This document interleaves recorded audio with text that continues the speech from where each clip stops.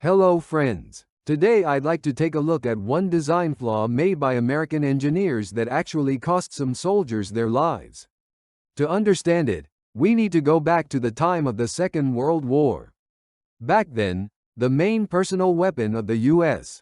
Army was the semi-automatic rifle M1 Garand. For its time, the rifle was quite reliable and accurate. Looking ahead, it's worth noting that this rifle would remain in service with the U.S. Army not only during World War II, but for several decades afterward. General Patton even called it the greatest battle implement ever devised. However, the rifle had one serious drawback that could sometimes cost a soldier his life, and we're going to talk about it.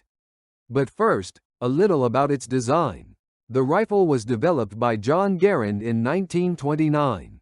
Its operating mechanism was gas-operated, and it fired 7.62 mm rifle cartridges.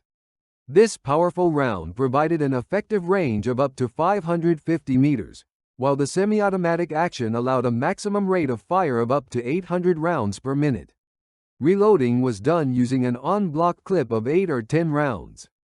And it was this clip that caused the rifle's main problem. Overall, the M1 Garand was an excellent weapon for its time. Simple, reliable, with great accuracy and rate of fire. But its major drawback was the loud, distinctive sound when the empty clip was ejected. That sound was impossible to confuse with anything else. By the time of the Second Front, the German army already had very experienced soldiers who had learned war the hard way. They quickly figured out this flaw and used it to their advantage. When they heard the metallic ping of the clip, they knew the American soldier was out of ammunition, and for the next few seconds he would be defenseless, needing to reload. And not every soldier could do this quickly under real combat conditions.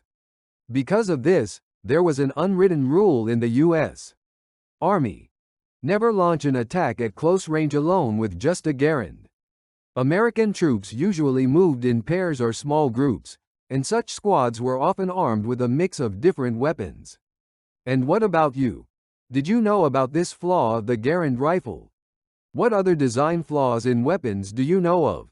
Write about it in the comments. If you found this interesting, don't forget to give this video a like and subscribe to the channel.